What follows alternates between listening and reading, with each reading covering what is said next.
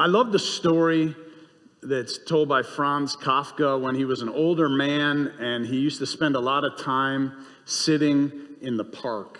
And one day, he explained a little girl walked by him, and she had tears running down her face, and he asked her what was wrong, and she told him that her doll was missing and was lost, and that she didn't know what to do. They looked around together to try to find the doll, and they couldn't find it. So he said, "Come back again. I'll keep looking and see if I can find it."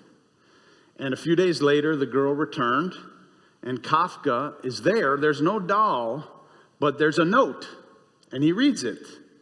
And the note says, "I've gone off to travel around the world. Please don't worry about me. I'm fine." Well, the girl was somewhat relieved. She returns to the park every week or so, and Kafka's there with another note from her doll. The girl is too young to read, so he reads them to her, and he tells her all about the doll's adventures. Now, fast forward a bit, and Kafka is much sicker, and he went to the park one last time. And this time, he brought with him a doll, and he handed it to the girl, and he said, "Well, the travels had really changed her." And some years later, the girl is a young woman, and she found the doll, and she found a little note that had been rolled up and placed in the doll's hand that she had not seen. And what it said was, "You will lose everything you love, but the love will always return in new forms." It's a reminder that while our physical bodies die, love does not. If we pay attention, we can see how love returns in many ways, long after people are gone.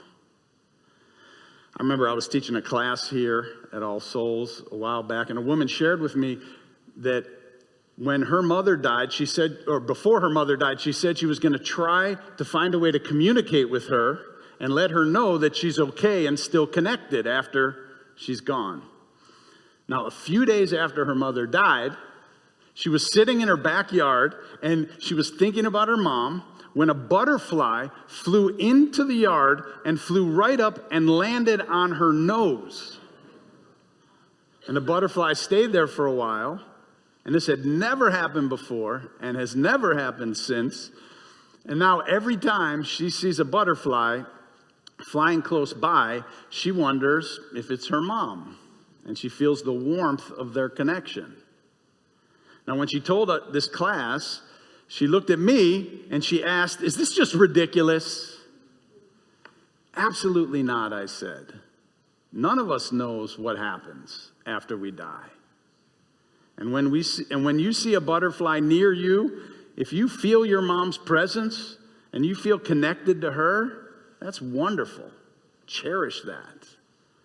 There's no reason why we should talk ourselves out or think ourselves out of such a special experience." It's been said that a person dies twice. Once when their body dies, and then their final death is the last time someone says their name. How can we keep the memories and the names and the love of those we've lost alive? That's the question of this morning. And one way that we do it here at All Souls every week is at our 10 a.m. service. We invite people to call out the names of loved ones, to stand in memory of those who have died on the anniversaries of their death. These rituals that we celebrate, this ritual that we celebrate today, is another very colorful way that people from Mexico and Latin America have brought here to North America, to our lives in all the cities around our country as a way to connect with those who have died. And I learned about this ritual after my daughter died in 2006, Sienna. Some members of this congregation took it upon themselves to build an altar for her at the citywide celebration that used to happen, it still happens, I think, every year at Living Arts. And they built this beautiful altar to her. And we'd never heard of the celebration before, but I remember going and being surrounded by other people who were all mourning loved ones and having these special mementos and pictures and all the color and the music. And I just remember feeling the grief and the celebration and the love all together. And I just fell in love with this holiday as a way of remembering. There are many ways that we keep the memories of people we love alive: a photograph on the nightstand, a ritual on the person's birthday, a trip to the cemetery, perhaps the ashes on your mantle, or planting their favorite flowers in your yard. We invite you today to welcome the dead to be alive in your life in meaningful ways, to let yourself feel the connection to the love that never dies. I want to end with an excerpt from a poem by the wonderful poet Andrea Gibson called Tincture. She speaks of how after a person dies, their soul misses their body. I think it's a great reminder for those of us whose souls are still encased in our bodies to remember. She writes, "Imagine when a human dies, their soul misses the body, actually grieves the loss of its hands and all they could hold. Misses the throat closing, shy, reading out loud on the first day of school. Imagine the soul misses the stubbed toe, the loose tooth, the funny bone. The soul still asks, why does the funny bone do that? It's just weird.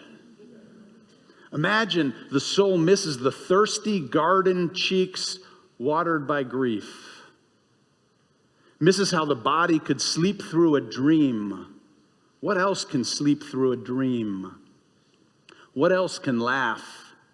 What else can wrinkle the smile's autograph? Imagine the soul misses each falling eyelash waiting to be a wish. The soul misses the lisp, the stutter, the limp. When a human dies, the soul searches the universe for something blushing, something shaking in the cold, something that scars, sweeps the universe for patience worn thin. The soul misses the way that the body would hold another body and not be two bodies, but one. Imagine the soul misses hunger, emptiness, rage. The soul misses the unforever of old age, the skin that no longer fits. The soul misses every single day the body was sick. Fever is how the body prays, how it burns and begs for another average day. The soul misses the legs creaking up the stairs. The soul misses what the body could not let go.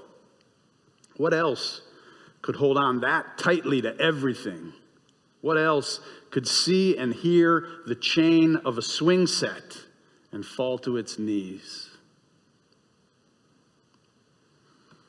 Friends, on this All Souls Day, on this Dia de los Muertos, find ways to appreciate the life that you have within you and to feel the connection to those who have died.